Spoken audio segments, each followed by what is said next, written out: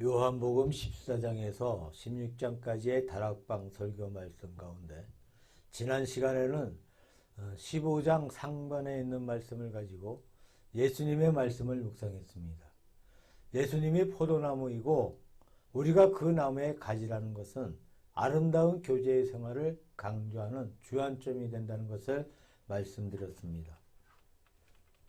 오늘의 말씀의 제목은 나무와 가지와 세상이라고 정해보았는데, 거룩한 영적 교제 혹은 교제의 생활의 내용을 보다 더 구체적으로 나누어서 말씀을 드리려고 합니다. 나무와 가지라는 것은 예수님과 우리와의 관계를 말하고, 그 다음에 가지와 가지라는 것은 우리 성도와 성도 피차 간의 관계를 말하고, 가지와 세상이라는 것은 우리 믿는 사람과 일반 사회의 사람과 관계를 말하고 있습니다. 여기에서 간략하지만 그 내용이 우리에게 확실하게 제시되고 있는 줄로 생각합니다. 예수님께서 우리를 가리켜서 너희는 나의 친구라 이렇게 말씀하고 있습니다. 포도나무라는 것은 식물인데, 다시 말씀드리면 식물 속에 있는 생리적인 교류에서 비약하여 친구라는 것의 인격적인 교제로 발전하고 있습니다. 포도나무의 비유를 가지로 우리와 주님과의 관계가 아름다운 인격적인 관계로 뻗어나가는 사실을 여기에서 말씀하고 있습니다. 흔히 우리가 듣는 말씀 가운데 기독교 공동체라는 그런 말씀을 합니다. 혹은 우리 사회 전체를 한 공동체라는 그런 말을 하고 있습니다.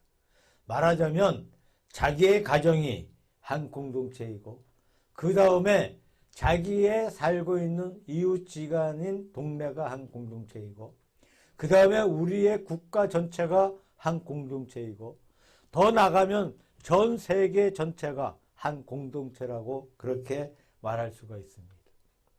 공동체라는 것은 그 안에 있는 모든 지체들이 혹은 소속하고 있는 사람들이 피차 간의 교류가 원만하게 잘 되어질 때 전체가 다 같이 행복을 누리게 되고, 그 교류가 무엇인가 잘 되지 못할 때 전체가 어려워지는 그런 사실들을 볼 수가 있죠. 오늘날은 세계 어느 곳에서 어느 사건이 생기든 간에 우리와 절대 관계가 없는 남의 일이다 라고 그렇게 말하지는 못할 것 같습니다. 무엇인가 그 사건이 우리에게 얼마나 크게 혹은 얼마나 적게 혹은 얼마나 가깝게 혹은 얼마나 멀게 영향이 미쳐오는가의 차이점뿐이지 무엇이든 간에 우리에게 영향을 주고 있다는 사실을 느끼지 아니할 수가 없습니다. 지금 우리의 이웃나라인 중국, 대만, 러시아, 미국이 대단히 시끄럽고 어려운 가운데 있어서 우리나라 사람들도 무언지 남의 일 같지 않게 느끼지 아니할 수가 없고, 대단한 관심과 걱정을 가지고 그 소식을 주의 깊게 듣고 있습니다. 왜냐하면 중국과 러시아의 사태의 관계가 우리나라에 즉각적인 어떤 영향을 주고 있기 때문이죠.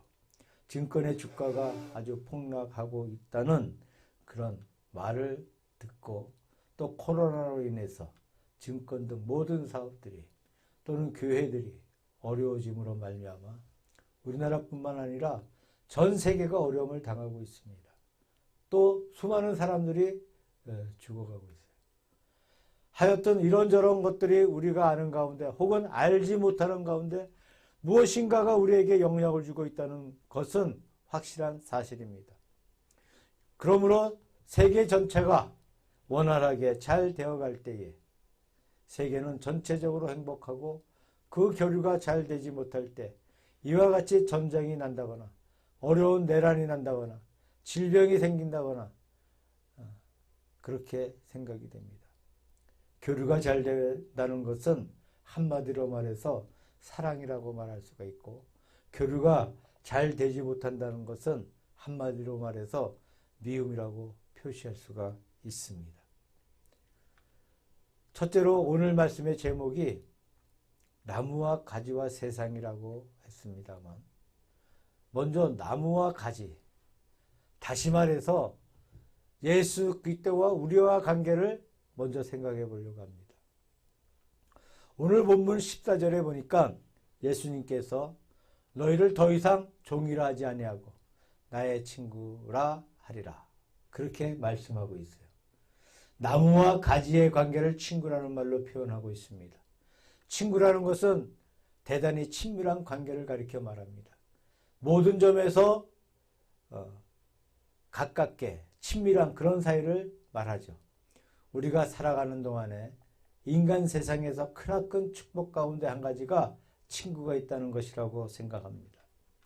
잠언 말씀 가운데 보니까 철이 철을 날카롭게 하는 것 같이 사람이 그 친구의 얼굴을 빛나게 하느니라는 그런 말씀이 있어요.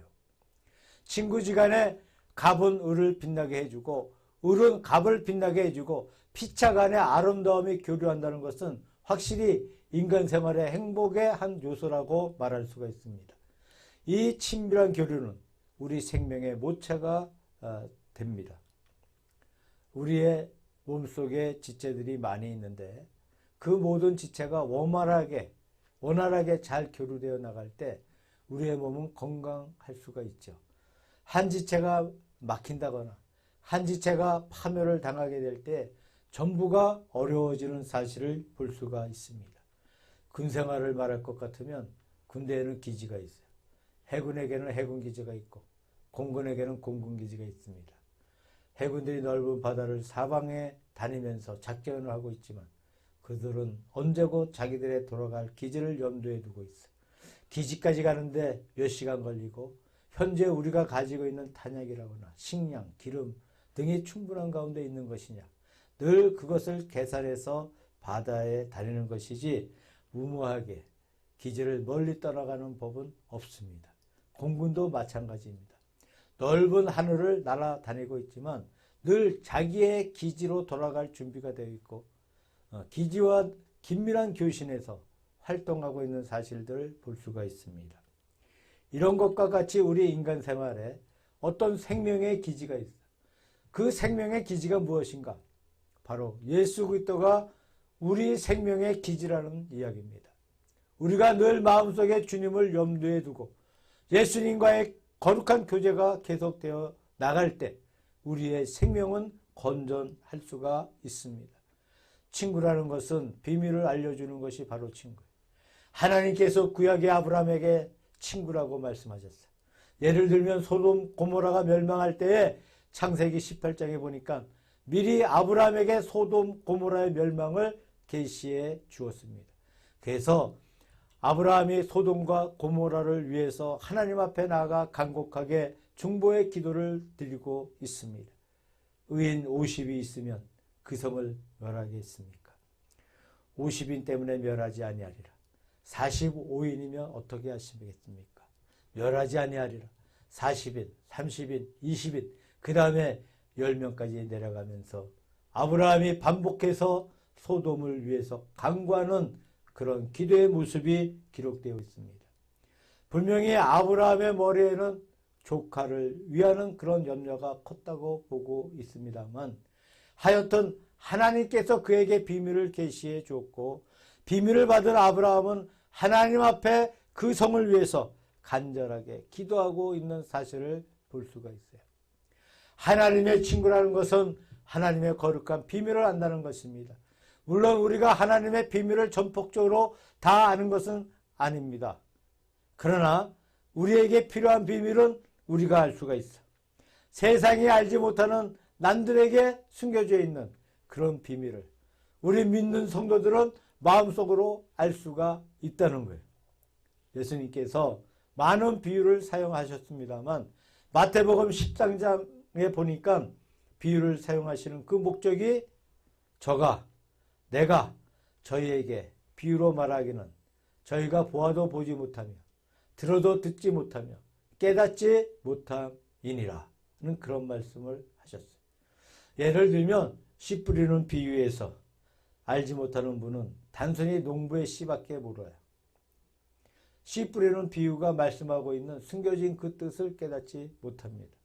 그래서 그 비유를 통하여 우리에게는 하나님의 나라의 신비한 비밀을 깨닫게 해주고 어떤 분에게는 그 비밀의 뜻을 알지 못하게 해서 깨닫지 못하는 그런 상태에 들어가고 있는 사실을 보게 됩니다. 그 다음에 16절에 보니까 너희가 나를 택한 것이 아니고 내가 너희를 택하여 세웠나니 라는 말씀이 기록되어 있어요. 나무와 가지의 또 한 가지의 특색적인 관계는 가지가 나무에 붙어 있는 것이지 나무가 가지에 붙어 있는 것이 아닙니다. 먼저 이 나무 몸체가 있고 거기에서 가지가 뻗어 나아가서 그 가지가 몸에 붙어 있는 것이 아니겠습니까? 그런 의미에서 예수님이 우리를 택하셨지 우리가 예수님을 택한 것이 아니라는 그런 내용의 말씀을 하고 있어요. 세상의 친구라는 것은 피차간에 선택을 해요. 또 피차간에 버릴 수도 있어요. 그러나 우리의 선택은 예수님께서 일반적으로 선택하신 거예요. 물론 우리가 볼 때 우리 자신들이 예수님을 택했다고 할 수 있습니다만 어떤 분은 서책을 통하여 어떤 사람은 친구의 전도를 통해서 어떤 사람은 어떤 기회를 맞이해서 내가 예수님을 믿겠다고 결심을 하고 예수님을 믿기 시작했습니다. 그런 의미에서 내가 교회에 나왔다. 내가 예수 믿기로 작정했다.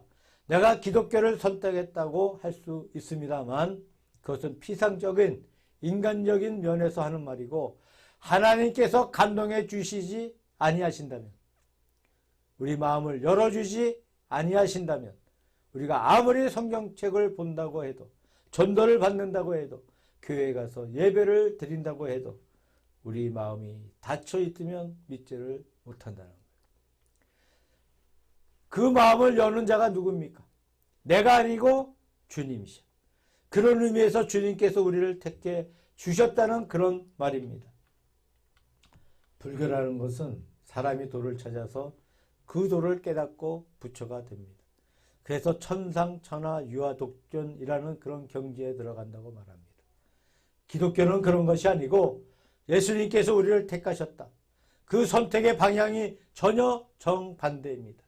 아마 여기에 기독교의 특색이 있는 것이라고 말할 수가 있습니다. 그 다음에 16절 하반절에 보니까 내 이름으로 아버지께 무엇을 구하든지 다 받게 하려 함이라. 그런 말씀이 있어요. 이것은 나무와 가지와의 밀접한 관계를 말합니다. 가지가 나무를 통해서 아버지께 도달해 가고 있는 것인데 내 이름으로 너희가 아버지 앞에 구하라고 말씀이 기록되어 있어요. 이것은 대단히 소중한 부분으로 생각합니다. 우리 신학의 모든 교회는 다 예수 그리스도의 예수님의 이름을 통하여 하나님 앞에 기도를 드리고 있습니다. 예수 그리스도의 이름으로 하나님께 빈다는 뜻이 무엇일까요? 벌써 여러 번 반복해서 말씀드렸습니다만 예수 그리스도는 하나님과 인간의 중간에 끼어있는 중보자이십니다. 예를 들면 양쪽의 절벽 가운데 놓여있는 다리와 마찬가지죠. 이 다리를 통해서 저편에서 이리로 올 수 있고 이 편에서 저리로 갈 수가 있습니다. 그래서 하나님께서 당신을 계시해 주실 때에 우리에게 나타나실 때에 예수님을 통해서 우리에게 계시해 주신다는 거예요. 나를 본 자는 아버지를 보았다라는 그 뜻이죠. 그런데 우리가 하나님께 나아갈 때에 역시 예수님을 통해서 갈 수가 있다는 겁니다. 이것이 너희가 내 이름으로 아버지께 구한다는 말씀으로 생각합니다. 우리는 예수님의 이름을 들고 하나님 앞에 갈 수가 있습니다. 우리 자신의 의로움으로 하나님께 갈 수 있는 것이 아닙니다. 나의 어떤 업적을 통해서 주님 앞에 갈 수 있는 것도 아닙니다. 오직 예수님의 이름을 가지고 주님 앞에 나아갈 수 있다는 겁니다. 예수님의 이름이라는 것은 예수님의 거룩한 십자가의 공로로 말미암아 우리가 하나님 앞에 구원받는 도리를 가리키고 있는 줄로 생각합니다. 옛날 로마에 아구스토라고 불리는 황제가 있었습니다만 누가복음 3장에 기록되어 있는 아주 대단히 좋은 황제였다고 합니다. 한 번은 로마 시내에 폴리오라고 불리는 유명한 큰 부하가 하나 있었는데 이 부자가 이 황제를 이제 초청을 해서 자기 집에서 큰 만찬을 잔치를 배설했다. 넓고 화려한 저택에 황제를 모셔놓고는 자기의 부를 자랑하면서 뽐내고 진수성찬으로 이 황제를 대접하려고 했습니다. 황제는 그 집에 갔어요. 참 넓은 저택에 갖가지 보물이 너무나 많았어요. 이 집에 많은 보물 가운데 특별히 좋은 단지가 몇 개 있었습니다. 굉장히 값이 비싼 것인데 그것이 몇 개 있었는데 그만 그 집에서 수종 들고 있던 종이 실수를 해서 그 중에 하나를 깨뜨려 버렸어요. 이 폴리오라 불리는 한 부호는 굉장한 보물이 손실을 당했으니까 황제 앞이지만 그냥 노를 참지 못하고 야단을 칩니다. 그러면서 당장 끌어내서 죽여버리라고 했어요. 옛날에 노예라는 것은 그 상전이 마음대로 죽이고 살리고 하는 그런 시대입니다. 그 상전의 집에는 넓은 호수가 있고 그 호수에는 악어를 키워두고 말 안 들으면 던져서 악어밥이 되게 하여 죽이는 그런 풍속이 있었어요. 던져서 악어밥이 되게 하라고 호령을 내려칩니다. 죄를 지은 노예는 무서워 벌벌 떨고 있었습니다. 그때 이 아구스도 황제가 그 부호에게 좀 용서해 주라고 나를 보아서 용서해 주라고 간곡하게 부탁을 합니다.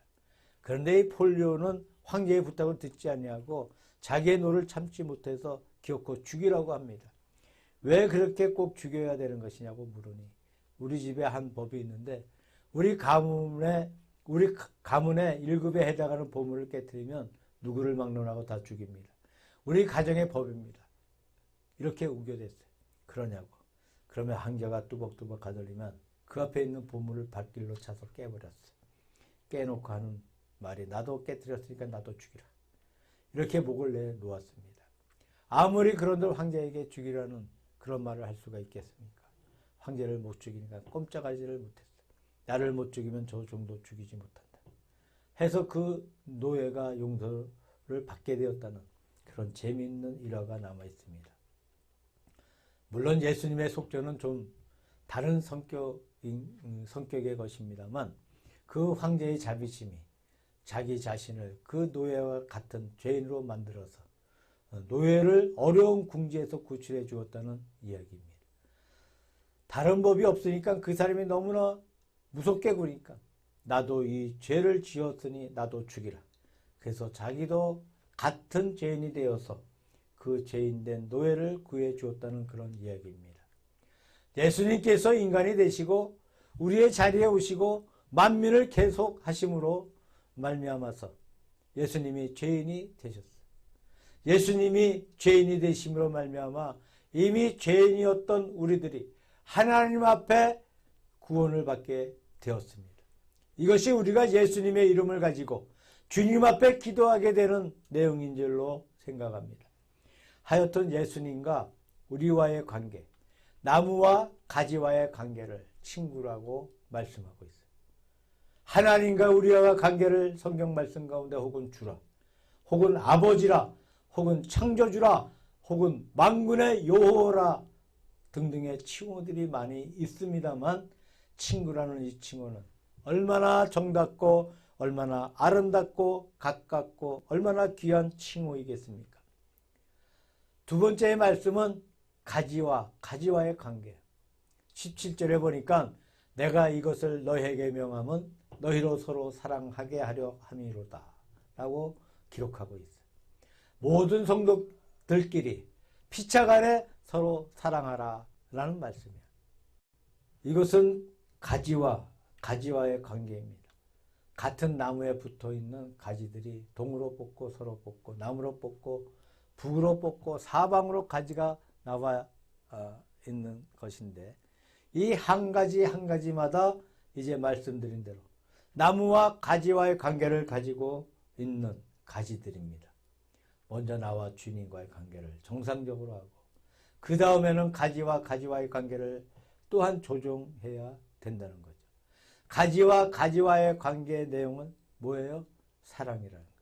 나무와 가지와의 내용은 친구라고 했습니다만 가지와의 관계는 저희로 하여금 서로 사랑하게 하려 함이라 이라는 거예요.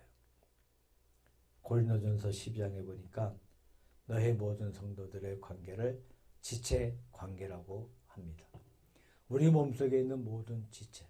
예를 들면 눈이 있고 입이 있고 손이 있고 발이 있고 온몸에 지체들이 많이 있지 않습니까? 이 모든 지체는 피차간에 도와주고 피차간에 협조해주고 피차간에 보호해주고 있습니다. 예를 들면 사람이 엎드려져서 넘어지게 되면 얼굴이 땅에 부딪히면 상할 테니까 얼른 손이 나와서 땅을 짚어줘.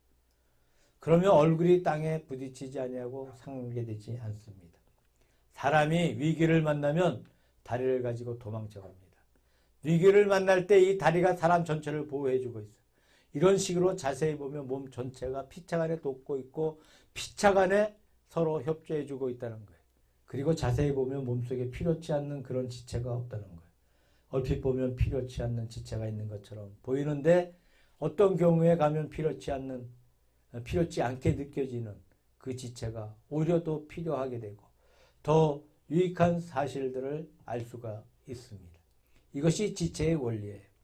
우리가 다 예수 그리스도의 지체들이라는 것은 피차간에 씻어주고 피차간에 보호해주고 피차간에 싸매주고 이렇게 해서 전체의 생명을 유지해 나가고 있는 사실을 말합니다. 우리 몸속의 모든 지체의 활동이 긴밀하게 연결되어질 때 예를 들면 피가 잘 돌아가고 피가 돌면서 피가 막혔다거나 피가 터졌다거나 하는 그런 일이 없고 예를 들면 밥을 먹을 때 밥이 식도에 들어가서 잘 소화되어서 배설되어지고 또 우리의 호흡기관에 호흡이 잘 통해지고 이 모든 지체가 원만히 잘 교류될 때 건강하다고 합니다. 그런데 그 교류가 어디에서 막혔다거나 중단이 되었다면 병들었다고 하죠. 어디가 막혔다거나 피가 통하지 아니할 때 병들었다는 그런 말을 듣지 않습니까? 건강이 무엇입니까? 이 모든 교류가 잘 되어 가는 것이 바로 건강이다 라고 아마 이렇게 생각할 수가 있습니다. 우리 사람에게 필요한 것이 무엇이겠습니까? 사람이 남과 더불어 교제하는 데 없어서는 안 될 것이 몇 가지가 있는데 첫째, 제가 생각할 때 우리가 물질이 없어서는 안 될 것으로 알고 있습니다.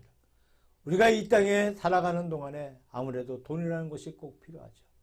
밥을 먹는다거나 옷을 입는다거나 집을 지어서 산다거나 교통수단이 필요하다거나 등등 물질이 필요해요. 그 다음에 사람은 사람이 필요합니다. 누군가가 더불어 같이 교제를 하고 같이 교류해야만 살 수가 있어. 나 혼자 단독으로 살지 못하는 것입니다. 그 다음에 자기와의 관계. 내 자신이 아무리 물질이 많이 있고 아무리 남과 더불어 잘 교제가 되어 나가고 있어도 무엇인가가 내 마음의 자체가 막연하고 내 마음 자체가 답답합니다. 무언지 내 자체가 꽉 막혀 있다는 그런 감을 느낍니다. 코미디언 같은 사람은 참 남을 잘 웃기는데 흔히 그런 말을 듣습니다. 무대에서는 남을 잘 웃겨놓고 집에 가면 아주 우울해져서 그 부인들이 참 절절맨다고 합니다. 어떻게 기분을 잡아줄 도리가 없어서 절절맨다는 말이에요. 남은 웃겨놓았는데 자기는 웃기지를 못한다는 이야기입니다. 자기 마음속에 무엇인가 막혀있어. 그러면 사람이 불행해집니다. 물질과의 관계가 정상적으로 되어지고 사람과의 관계가 정상적으로 되어지고 그 다음에 자기와의 관계가 역시 정상적으로 되어져서 마음속이 상쾌하고 기쁘고 하등에 막힌 것이 없을 때 우리가 행복하지 않겠습니까? 이 세 가지 면을 상대하는 교류가 필요한데 그 근본적인 것이 무엇입니까? 그 비결이 무엇이겠습니까? 그 비결은 바로 나와 하나님과의 관계라고 생각합니다. 나와 하나님과의 관계가 원숙해지고 완전해질 때에 물질과의 관계도 문제를 해결받습니다. 사람과의 문제도 해결받습니다. 자기와의 관계도 문제 해결을 받을 줄로 생각합니다. 유명한 셰익스피어의 베니스의 상인이라는 희극이 있습니다. 베니스에 유대인 상인 하나가 있었는데 너무나 유명한 이야기니까 여러분이 다 아실 줄로 믿습니다. 그는 대단히 인색하고 돈밖에 모르는 그런 유대인인데 그 유대인 상인이 어떤 사람에게 돈을 구워 주었답니다. 돈을 구워간 사람이 답답해서 구워갔는데 사용문서가 참 엄격합니다. 아무 날까지 돈을 꼭 갚는다. 만일 그날까지 돈을 갚지 못하면 이 몸에서 살을 한 파운드 잘라간다는 그런 내용입니다. 그 내용이 참 가혹하지만 우선 돈이 필요했고 그분이 빌려갈 때에는 반드시 갚을 수 있다는 생각에서 자신이 만만했기 때문에 그 문서에 서명을 하고 돈을 구워 갔습니다. 그런데 가보니까 세상 일이 마음대로 안 되어져 그 기한에 돈을 갚지 못합니다. 그러니까 이 인색한 상인이 돈 내놔라 라고 합니다. 참아달라고 해도 그러면 내 몸에 살 한 파운드를 끊어 가야겠다고 합니다. 아무리 그렇기로 사람의 살을 잘라갈 수 있겠습니까? 조금만 참아달라고 부탁을 해도 안 됩니다. 그래서 법정에 끌려왔어요. 법관이 이야기를 듣고 보니 사정이 딱 하니까 그 법관이 가세해서 그 베니스 상인에게 그 사람을 용서해 주라. 어떻게 사람이 백정도 아닌데 사람을 잡을 수 있느냐 해도 도무지 말을 듣지 않습니다. 끝끝내 하는 말이 계약 문서대로 해야 합니다. 이 차용 문서대로 해야 합니다. 하며 문서대로 하려고 합니다. 그래서 나중에 법관이 화가 나서 그럼 문서대로 하자. 그대로 시행하라고 합니다.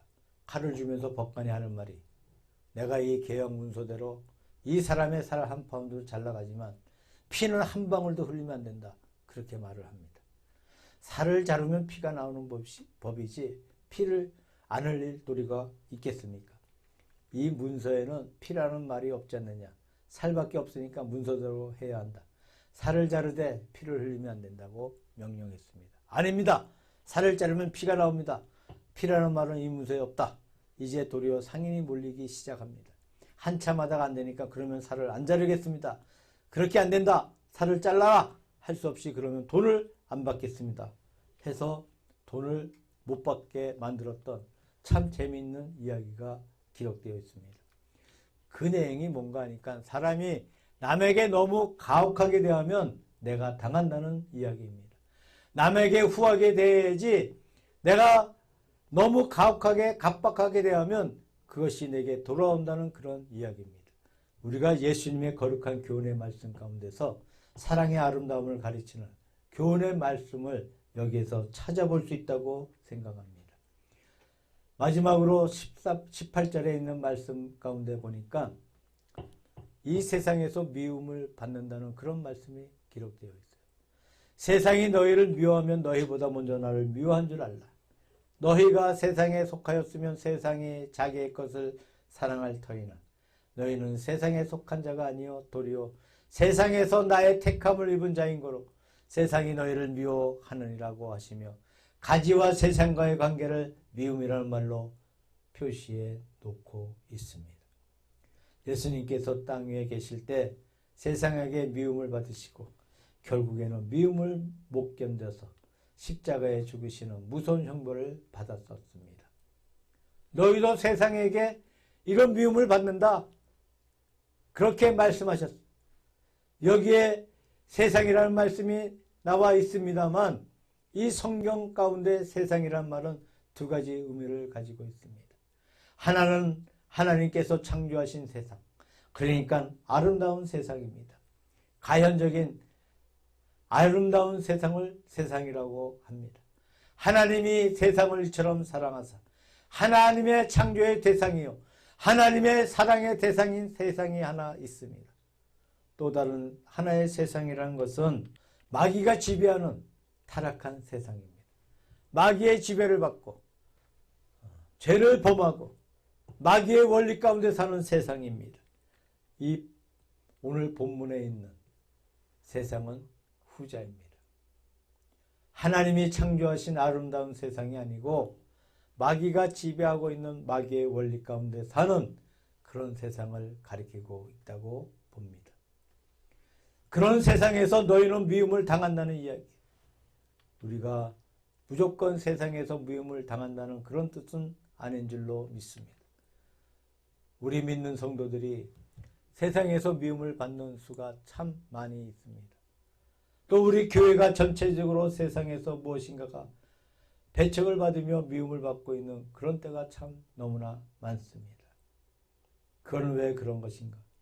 저는 두 가지 원인이 있다고 생각해요. 한 원인은 세상에 있는 것이고 한 원인은 우리에게 있다고 믿습니다. 세상에 있는 원인은 무엇입니까?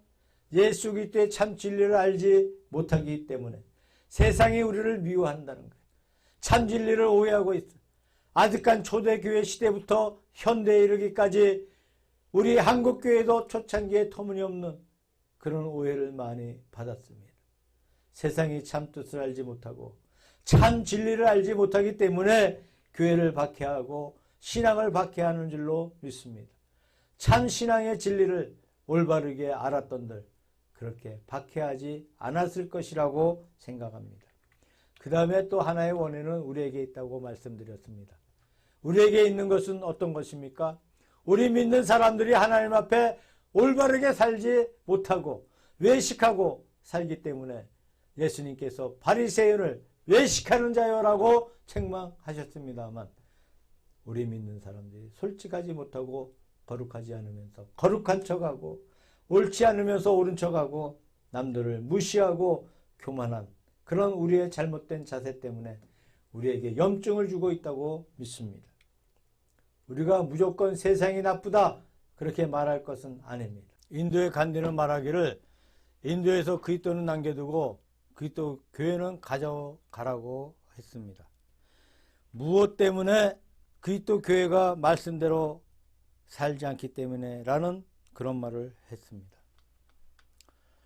확실히 우리 교회가 예수 그리스도의 말씀대로 살지 못하고 주님 뜻대로 살지 못하고 있습니다. 우리의 이 잘못된 것 때문에 남들에게 미움을 받습니다. 우리가 이 사실을 반성해 보아야 된다고 믿습니다. 나무와 가지와의 관계는 친구라는 친밀한 관계입니다. 가지와 가지와의 관계는 사랑이라는 아름다운 윤리로 연결된 관계입니다. 가지와 세상과의 관계에서는 우리가 어느 순간이든 복음을 위해서 헌연히 미움을 감수할 수 있는 마음 자세가 가다듬어져야 된다고 믿습니다.